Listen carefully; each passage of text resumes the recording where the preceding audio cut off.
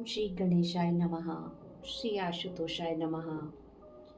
श्री हरिवंश पुराण विष्णु पर्व अध्याय 51-52। श्री कृष्ण और भीष्मक का संवाद। भीष्मक द्वारा श्री कृष्ण की स्तुति तथा श्री कृष्ण का मथुरा आगमन। भीष्मक ने कहा, भगवान, मेरा पुत्र रुक्मी अपने बाल चापल्य या अविवेक के कारण अपनी बहन को नरेंद्रों के समक्ष स्वयंवर में देना चाहता है, परंतु मेरी इच्छा उसे स्वयंवर में देने की नहीं है। अत्यंत बचपन या मूर्खता के कारण ही वह अपनी बहन को स्वयंवर में देना चाहता है, ऐसा मेरा विश्वास है। मेरी राय तो यही है कि वह अकेली एकमात्र मनोनीत पति का वरण करे। अतः प्रभु, मैं अपने पुत्र की दुर्नीति के कारण आपको प्रसन्न करना चाहता हूँ। देवेश्वर, आप मुझ पर कृपा बनाए रखें और मेरे अपराध को क्षमा कर दें। श्री कृष्ण बोले, राजन, आपके पुत्र ने बाल्यावस्था में ही समस्त नरेश मंडल में हलचल मचा दी है। जब वह प्रौढ़ होगा तब न जाने उसकी उदंडता कैसी हो जाएगी। जो एक राजा के सामने भी मोहवश झूठ बोलता है, वह राजाओं को मिलने वाले सूर्य और चंद्रमा के समान प्रकाशमान तथा तपस्या से श्री संपन्न हुए लोगों को, जो उसे महान कुल में उत्पन्न होने के कारण सुगमता पूर्वक किए गए बड़े बड़े यज्ञों द्वारा प्राप्त हुए हैं, यम यातना की आग से दग्ध कर देता है। और उन लोगों में से ही एक जो यह लोक है, इसमें भी वह रह नहीं पाता।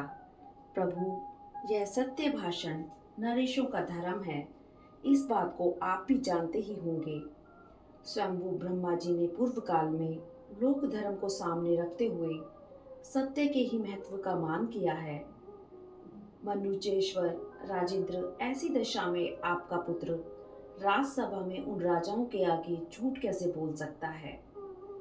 आपका पुत्र वह वैसा अनुपम रंग स्थल बनवा रहा है, तब आप उसकी उस चेष्टा से किस तरह अनजान रह गए हैं, यह मेरे मन में महान संशय है।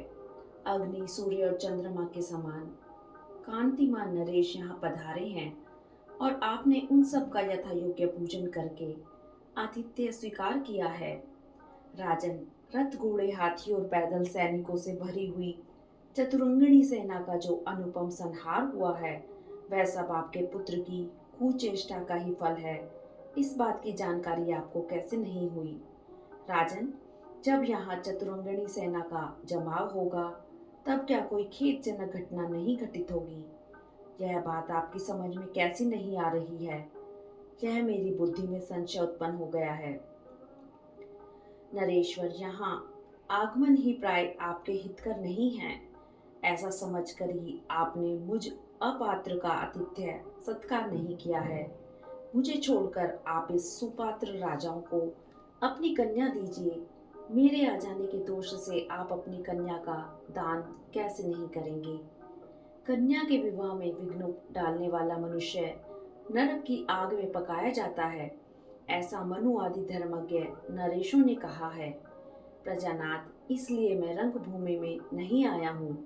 नरदेव, मुझे पहले ही ज्ञात हो गया है कि आपका घर आतिथ्यहीन है।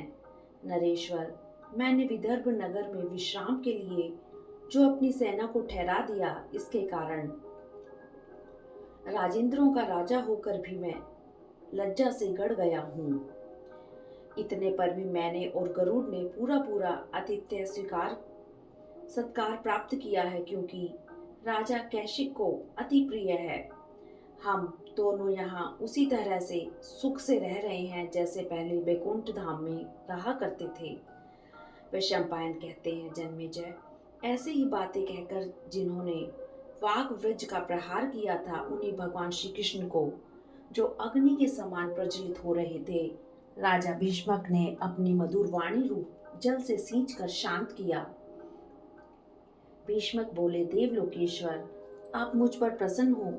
लोक शासक परमेश्वर, मेरी रक्षा कीजिए। मैं अज्ञान रूपी अंधकार से घिरा हुआ हूँ। आप मुझे ज्ञान रूपी नेत्र प्रदान करें। मनुष्य योनि में जन्म लेकर मांस पिंड पर ही दृष्टि रखने के कारण केवल स्थूलदर्शी होने के कारण हम सम्यक ज्ञान से वंचित हैं। अतः अविचार पूर्वक कर्म करने के कारण हमारे कार्य सिद्ध नहीं हो पाते। आप देवताओं के भी देवता हैं। आपकी शरण में आकर मेरी दृष्टि उत्तम हो जाए और मेरे सारे कर्म ठीक ढंग से संपन्न हो। जैसे प्रधान सेनापति अयोग्य सेना का भी नीति पूर्वक संचालन कर उसे सफल बना देता है, उसी तरह विद्वान पुरुष असंपन्न कर्म को भी यदि वह न्याय युक्त है तो फलदायक बना देते हैं। आपकी शरण में आ जाने के कारण अब मुझे किसी प्रकार का भय नहीं सता रहा है। मैंने जो कार्य सोचा है उसे आप सुनने की कृपा करें। देवेश्वर, मैं स्वयंवर में आए हुए राजाओं को अपनी कन्या देना नहीं चाहता। आप मुझ पर कृपा करें, क्रोध न करें। श्री कृष्ण बोले, महामते नरेश्वर, आप केवल बातें बनाते हैं, इससे क्या होगा? अनग, आप अपनी कन्या किसी को देंगे या नहीं, इस विषय में आपको रोकने वाला कौन है? आप दूसरे को कन्या न दीजिए, मुझे ही दीजिए। यह दोनों प्रकार की बातें मुझे नहीं कहनी चाहिए। रुक्मणी दिव्य रूप धारिणी देवी है। उसकी यह दिव्यता ही उसके साथ मेरे भावी संबंध में कारण है। पूर्व काल में मेरु पर्वत के शिखर पर इकट्ठे हुए देवताओं ने अपने अपने अंश को भूतल पर उतारा था। उस समय ब्रह्मा जी ने लक्ष्मी से कहा, देवी, तुम भी अपने पति के साथ जाओ और मनुष्य लोक में कुंडिनपुर के भीतर राजा भीष्मक की रानी के गर्भ से जन्म लो। विपुरुषों ने इंद्र पर कृपा करके तुम्हें ऐसा करना चाहिए। राजन, इसलिए मैं आपसे स्वाभाविक बात कह रहा हूँ, इसमें कहीं कृत्रिमता या बनावट नहीं है। इस बात को सुनकर आपकी कन्या रुक्मिणी स्वयं ही अपने कर्तव्य का निश्चय करके जो उचित समझेगी वह करेगी, क्योंकि वह साधारण स्त्री नहीं है, वह साक्षात लक्ष्मी है और किसी कारणवश ब्रह्मा जी के कहने से यहाँ प्रकट हुई है। वह नरेंद्रों के सामने स्वयंवर विधि का पालन करने योग्य नहीं है। एक कन्या को एक ही वर के हाथ में देना चाहिए, यही सिद्धांत भूत सुस्थिर धर्म है। राजन, आप उस लक्ष्मी को स्वयंवर में नहीं दे सकते। किसी योग्य वर को देखकर धर्म पूर्वक उसके हाथ में उसका दान कर देना ही आपके लिए उचित है। इसलिए देवराज इंद्र से प्रेरित होकर यह विंता नंदन गरुड़ इस स्वयंवर में विघ्न डालने हेतु कुंडिनपुर में पधारे हैं। मैं राजाओं के इस महान उत्सव को तथा बिना कमल की लक्ष्मी रूपा इस परम सुंदरी राजकन्या को देखने की इच्छा से यहाँ आया था।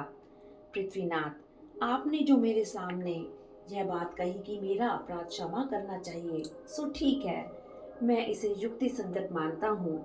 इसमें दुर्भाव का कोई कारण नहीं है।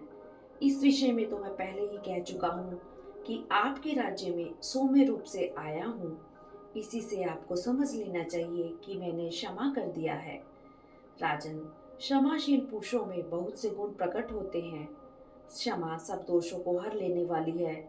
मुझ जैसे पुरुष के हृदय में दुर्भाव कैसे रह सकता है? आप भी कुलीन, सत्वगुण संपन्न, धर्मज्ञ और सत्यवादी हैं। इस भूतल पर आप जैसे पुरुष के हृदय में कलुष भाव कैसे टिक सकता है? मैं सेना के साथ यहाँ आया हूँ, इसलिए आपको यही मानना चाहिए कि ये क्षमाशील हैं, क्योंकि मैं शत्रुओं की सेना में अपनी सेना साथ लेकर नहीं जाता हूँ। जब मैं असहिष्णु होकर शत्रु सेना पर आक्रमण करता हूँ, तब गरुड़ पर बैठता हूँ और अपने हाथों में चंद्रमा तथा सूर्य के समान चमकीले अस्त्र शस्त्र धारण करता हूँ। मेरे लिए पिता सबसे अधिक आदरणीय है, जो अवस्था में आपके ही तुल्य हैं। आप अपनी पूरी का भली भांति पालन कीजिए और क्षत्रियों में पिता के समान आदरणीय बनकर रहिए। दुर्भाव तो कायरों में रहता है, विशुद्ध भाव वाले शूरवीरों में कलुषित भाव कैसे रह सकते हैं? मेरी यह वृत्ति सर्वदा कलुष भाव से रहित है। इस बात को आप लोग अच्छी तरह जान ले। हम पुत्रों पर पिता के तुल्य ही स्नेह रखते हैं। ये दोनों विदर्भ नगर के अधिपति राजा कृत और कैशिक भी ऐसे ही स्वभाव के हैं।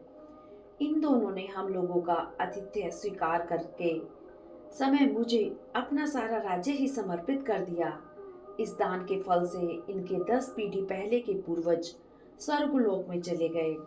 भविष्य में भी 10 पीढ़ी तक जो पुत्र पौत्र आदि राजा होंगे, वे सभी नरेश उक्त दान के फल से उसी देवलोक में जाएंगे। इन दोनों को चिरकाल तक अकंटक राज्य भोग लेने के पश्चात जब मोक्ष की अभिलाषा होगी, तब ये सुख स्वरूप परमानंद पद को प्राप्त कर लेंगे। जो महाभाग नरेश मेरा अभिषेक करने के लिए आए थे, वे भी समय अनुसार देवताओं के निवास भूत स्वर्गलोक में चले जाएंगे। आप लोगों का कल्याण हो। अब मैं गरुड़ के साथ भोजराज उग्रसेन द्वारा पालित रमणीय मथुरापुरी को जाऊंगा। विशंपायन जी कहते हैं, जन्मेजय, राजा भीष्मक से ऐसा कहकर विशेषतः वहां बैठे हुए राजाओं से विदा ले यदुकुल नंदन देवेश्वर श्री कृष्ण विदर्भ राजकृत और कैशिक के साथ सभा भवन से निकलकर रथ के निकट गए। तदंतर भगवान श्री कृष्ण को जाते देख राज ऋषि भीष्मक बड़े प्रसन्न हुए और उन समस्त भूपालों के मुख पर विषाद छा गया, जो सबके आदि कारण स्वयंभू स्वरूप देवताओं और असुरों द्वारा वंदित, सहस्त्रों चरणों से युक्त, सहस्त्रों नेत्रों से विभूषित, सहस्त्रों भुजाओं से सुशोभित शरीर वाले, सहस्त्रों मस्तकों से संपन्न तथा सहस्त्रों मुकुटों से प्रकाशमान हैं, जो दिव्य माला तथा दिव्य वस्त्र धारण करने वाले, दिव्य गंध और दिव्य अनुलेपन से अलंकृत हैं, जिनके श्रीअंगों पर दिव्य आभूषण शोभा देते हैं, जो अनेक दिव्य आयुधों से संपन्न है तथा चंद्रमा, सूर्य और अग्नि जिनके नेत्र हैं, उन अरुण कमल नयन राजेंद्र श्री कृष्ण को देखकर राजा भीष्मक हाथ जोड़कर उनके चरणों में गिर पड़े। इस प्रकार मन, वाणी और शरीर द्वारा प्रणाम करके उन्होंने उस समय उनकी स्तुति आरंभ की। भीष्मक बोले, देव देव, आपको नमस्कार है। आप आदि और अंत से रहित हैं। आपको नमस्कार है। नारायण, आप सबके परम आश्रय हैं। आप सनातन आदि देव को नमस्कार है। आप ब्रह्मा, विश्व स्वरूप, स्थाणु, महादेव, स्थावर प्राणी, वैधस, पद्मनाभ, जटाधारी, दंडधारी, पिंगलवर्ण, हंस कांति, हंस रूप तथा चक्र स्वरूप हैं। आपको नमस्कार है। आप वैकुंठ धाम के अधिपति, अजन्मा एवं परमात्मा हैं। आपको नमस्कार है। आप ही सद्भाव और असद्भाव से युक्त हैं। आप ही पुराण पुरुष हैं। आपको नमस्कार है। आप योग युक्त पुरुषोत्तम एवं निर्गुण परमात्मा हैं। आपको नमस्कार है। सुरश्रेष्ठ, मैं आपका भक्त हूँ। आप मेरे लिए सदा वरदायक हो। नाथ, आप ही संपूर्ण लोगों के नाथ संरक्षक हैं। आत्मज्ञानियों के विष्णु भी आप ही हैं। वैशंपायन जी कहते हैं, जन्मेजय, राजा भीष्मक ने समस्त नरेशों के सामने बहुमूल्य मणियों तथा मुक्ताओं द्वारा व्रज और वैदुर्य मणि का भी उपहास करने वाले महान देवता श्री कृष्ण की इस प्रकार स्तुति करके उन्हें स्वर्ण की राशि भेंट की। फिर महाबली विंतानंदन गरुड़ को भी नमस्कार किया। भीष्मक बोले, जिनका वेग वायु के समान है, जो इच्छानुसार रूप धारण करने वाले दिव्य स्वरूप एवं कश्यप मुनि के पुत्र हैं, उन पक्षी राज गरुड़ को नमस्कार है, नमस्कार है। वैशंपायन जी कहते हैं, जन्मेजय, इस प्रकार संक्षेप से ही गरुड़ की स्तुति करके उत्तम आभूषणों द्वारा सत्कार करने के पश्चात राजा ने कमल लोचन श्री कृष्ण को विदा किया। इंद्र के छोटे भाई उपेंद्र के प्रस्थान करने पर बहुत से राजा उनके पीछे पीछे गए। पराक्रमी श्री कृष्ण उन राजाओं का सत्कार ग्रहण करके उनसे विदा ले दसों दिशाओं को प्रकाशित करते हुए सौम्य रूपधारी पक्षी प्रवर विंतानंदन गरुड़ को आगे करके मथुरापुरी को गए। वे अपने को चारों ओर से विशाल रथ समूह द्वारा घेर कर भी भैरी, पटहा, शंख और तुदुम्बियों की ध्वनि के साथ प्रस्थित हुए, हाथियों के चिंघाड़ने, घोड़ों के हिनहिनाने, शूरवीरों के सिंहनाद करने तथा रथ के पहियों की घरघराहट से मिलकर उन वादों का ऐसा महान तुमुल नाद हुआ, जो महामेघों की गंभीर गर्जना के समान प्रतीत होता था। महापराक्रमी श्री कृष्ण के चले जाने पर देवता लोग उस श्रेष्ठ सिंहासन तथा सभा भवन को साथ ले स्वर्ग लोक को चले गए। विशाल चतुरंगनी सेना से घिरे हुए राजा लोग एक कोस तक पीछे पीछे जाकर भगवान जनार्दन की आज्ञा मिलने पर लौटे और सब के सब पुनः स्वयंवर में चले गए। इस प्रकार श्री महाभारत के खिलबाग हरिवंश के अंतर्गत विष्णु पर श्री कृष्ण का अभिषेक नामक 51वां अध्याय पूरा हुआ। अध्याय 52। शाल्व की कथना अनुसार जरासंध आदि नरेशों का शाल्व को ही काल यवन के पास बनाकर दूत बनाकर भेजना। वैशंपायन जी कहते हैं, जन्मेजय, वसुदेव पुत्र श्री कृष्ण के वहां से चले जाने पर सब राजा अपने अंगों को आभूषणों से विभूषित करके देवेंद्र के समान सज धज कर राजा भीष्म की सभा में उन्हें समझाने के लिए गए। श्री कृष्ण के चले जाने से उन्हें बड़ी प्रसन्नता हुई थी। सभा में आकर सुंदर सिंहासनों पर सुखपूर्वक बैठे हुए सोम और सूर्य के समान प्रकाशित होने वाले राजाओं को देखकर उत्तम नीति के अनुकूल युक्ति युक्त बात कहने वाले नरेशों में सिंह के समान पराक्रमी राजा भीष्म इस प्रकार बोले, नरेश्वरों, स्वयंवर के द्वारा जो श्री कृष्ण विरोध रूपी दोष संपादित हो रहा था उसे जानकर मैंने इसे स्थगित कर दिया। आप लोग मुझ वृद्ध के अपराध को क्षमा करें। जिसे देव रूपी दावानल ने अच्छी तरह जला दिया हो, उस वृक्ष से फल की प्राप्ति कैसे हो सकती है। वैशंपायन जी कहते हैं, जन्मेजय, ऐसा कहकर भीष्मक ने उन सब राजाओं का विधि पूर्वक सत्कार करके उन्हें विदा कर दिया। उनमें से कोई मध्य देश के थे, कोई पूर्व पश्चिम और उत्तर भारत के। उन सबको उन्होंने सा आदर विदा किया। वे सब महान धनुर्धर नरेश भी प्रसन्नचित होकर राजा का यथा योग्य सम्मान करके अपने अपने स्थान को चले गए। जरासंध, सुनीत, पराक्रमी दंत वक्त्र, शोभपति, शालव, राजा महाकूर्म, कृत और कैशिक आदि श्रेष्ठ कुल के नरेश, राजऋषि वेणुधारी तथा काश्मीर नरेश, ये एवं दूसरे बहुत से दक्षिणात्य नरपाल राजा भीष्म की एकांत वार्ता सुनने की इच्छा से उनके पास ही ठहर गए। उन सबको देखकर बलवान राजाधिराज राजा भीष्मक ने स्नेहपूर्ण हृदय से वहां खड़े हुए उन भूपालों के प्रति स्निग्ध एवं गंभीर वाणी में धर्म, अर्थ और काम से युक्त मधुर, संधि विग्रह आदि 6 गुणों से अलंकृत शुभ एवं नीति संपन्न बात कही। भीष्मक बोले, राजाओं, आप सब पृथ्वीपतियों की ओर देखकर और आपके द्वारा कहे गए नीति युक्त वचन सुनकर मैंने ऐसे कार्य किया है। आप सब लोग सत्पुरुष हैं, अतः मेरे इस बर्ताव को क्षमा पूर्वक सह लेंगे। हम आप अपने को सदा अपराधी मानते हैं। वैशंपायन जी कहते हैं, जन्मेजय, ऐसा कहकर नीति निपुण विद्वान राजा भीष्मक उस राजसभा में अपने पुत्र को लक्ष्य करके बोले, राजाओं, अपने पुत्र की चेष्टा को देखकर मेरे नेत्र भय से व्याकुल हो उठे हैं। मैं इन लोगों को बालक मानता हूँ। मेरी दृष्टि में ये भगवान श्री कृष्ण परम पुरुष हैं। ये कीर्तिमानों में श्रेष्ठ हैं। इन्होंने इस मर्त्य लोक में भूतल पर अपनी उत्तम कीर्ति और सुयश की स्थापना की है तथा अपने ओजस्वी बाहुबल का भी परिचय दिया है। धन्य है नारियों में श्रेष्ठ महाभागा देव की, जो तीनों लोकों में सबसे श्रेष्ठ शोभा के पुंज देव पूजित कमल दल लोचन केशव कृष्ण को पुत्र रूप से गर्भ में रखकर जन्म देने के पश्चात सदा स्नेहपूर्ण नेत्रों से उनके मुखारविंद को निहारा करती हैं। राजसभा में राजा भीष्मक को इस प्रकार बारंबार बोलते देख महातेजस्वी शालवराज ने सांत्वनापूर्ण मधुर वाणी में कहा, राजेंद्र, आप खेद क्यों प्रकट करते हैं। आपका पुत्र शत्रुओं का मान मर्दन करने वाला है, इसके लिए खेद करना व्यर्थ है।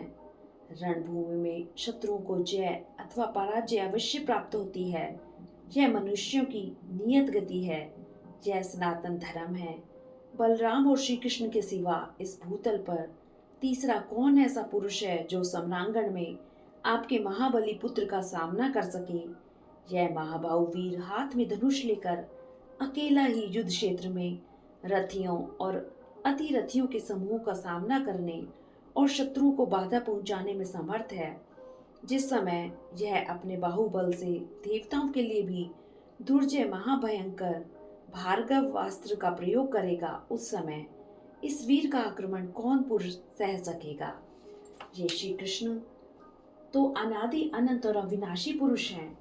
इस नरलोक में साक्षात त्रिशूलधारी भगवान शंकर भी उन्हें जीत नहीं सकते। महाराज, आपका पुत्र संपूर्ण शास्त्रों का तत्व वेता है। यह श्री कृष्ण को देवता और ईश्वर समझकर ही उनसे युद्ध नहीं करता है। नरेश्वर, आजकल युद्ध में श्री कृष्ण पर विजय पाने वाला केवल काल यवन है, जो यवनों का अधिपति है। वह श्री कृष्ण के लिए अवध्य है। गार्ग्य मुनि ने अत्यंत दुष्कर, भयंकर एवं दारुण तपस्या करके 12 वर्षों तक पुत्र की कामना से रुद्रदेव की आराधना की थी। वे उन दिनों केवल लोहे का चूर्ण खाकर रहते थे। इस प्रकार रुद्रदेव को संतुष्ट करके उन्होंने उनसे एक पुत्र मांगा तथा भगवान शंकर से यह भी प्रार्थना की कि मेरा पुत्र मथुरा में उत्पन्न हुए लोगों के लिए अवध्य हो। तब रुद्रदेव ने एवं वस्तु कहकर मुनि को वैसा पुत्र प्रदान कर दिया। इस तरह गार्ग्य का वह तेजस्वी पुत्र रुद्रदेव के वर से उत्पन्न हुआ है और विशेषतः मथुरा में पैदा हुए वीरों के लिए अवध्य है। ये श्री कृष्ण बलवान होने पर भी मथुरा में जन्म लेने के कारण मथुरा ही के हैं। अतः मथुरा में आया हुआ काल्यवन रणभूमि में श्री कृष्ण को अवश्य जीत लेगा। नरपतियों, यदि आप लोग मेरी कही हुई इस बात को उचित समझें तो काल्यवन के नगर को दूत भेज दें। वैशंपायन कहते हैं, जन्मेजय, सोम विमान के अधिपति राजा शाल्व की बात सुनकर वे सभी श्रेष्ठ नरेश हर्ष में भरकर महाबली जरासंध से बोले, हम लोग अवश्य ऐसा ही करें। राजन, उन राजाओं की बात सुनकर आकाशवाणी की बात याद करके पृथ्वीपति जरासंध का मन उदास हो गया।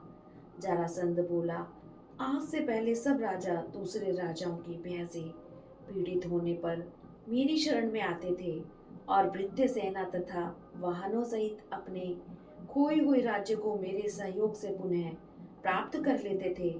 इस समय यहाँ सब राजा मुझे दूसरे का आश्रय लेने के लिए प्रेरित कर रहे हैं। जैसे रति लोलुप नारी अपने पति के प्रति द्वेष होने से उसे छोड़कर दूसरे पुरुष का आश्रय लेती है। ओहो, देव बड़ा प्रबल है, उसे लौटाया नहीं जा सकता, क्योंकि आज मैं श्री कृष्ण से डरकर दूसरे अधिक बलशाली राजा का आश्रय ग्रहण कर रहा हूँ। निश्चय ही मैं निरुपाय हो गया हूँ, अतः मुझे दूसरे का आश्रय लेना पड़ेगा। परंतु ऐसे जीवन से तो मेरा मन मर जाना ही अच्छा है। नरपतियों, मैं दूसरे की शरण नहीं लूंगा। श्री कृष्ण हो, बलदेव हो, अथवा जो कोई भी राजा क्यों ना हो, जो मुझे मारेगा उसका मैं डटकर सामना करूंगा।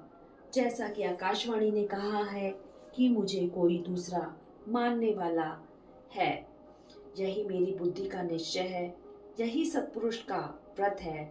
इसके विपरीत मैं दूसरे का आश्रय लेने में असमर्थ हूँ। आप सदाचारी नरेशों को श्री कृष्ण बाधा न पहुँचावें। इस उद्देश्य से राजाओं की रक्षा के लिए मैं दूत दूंगा, अर्थात दूत भेजना स्वीकार करूंगा।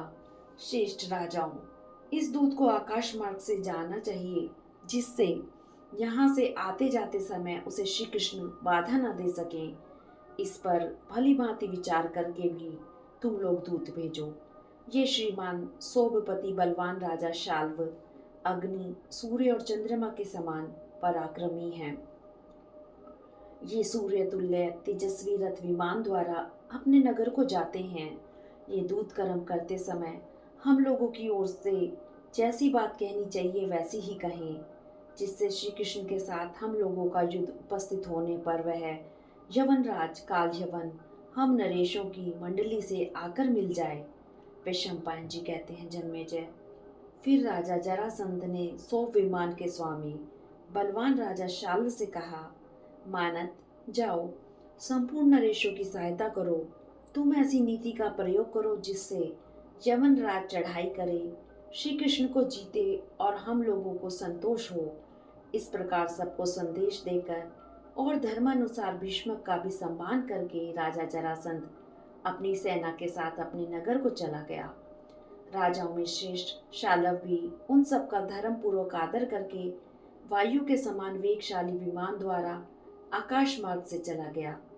दक्षिण भारत के रहने वाले जो समस्त भूमिपाल वहां उपस्थित थे, वे भी कुछ दूर तक जरासंध के पीछे जाकर फिर अपने नगर को चले गए।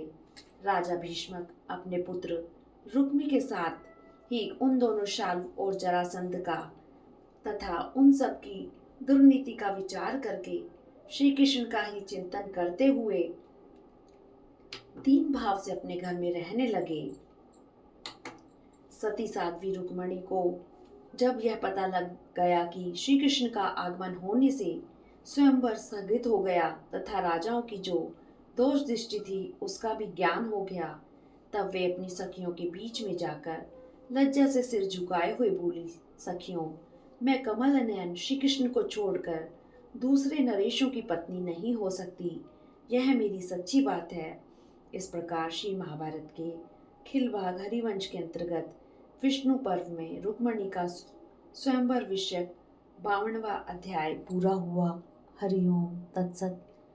ओम नमो भगवते वासुदेवाय नमः। ओम नमो भगवते वासुदेवाय नमः। ओम नमो भगवते वासुदेवाय नमः। ओम नमो भगवते वासुदेवाय नमः।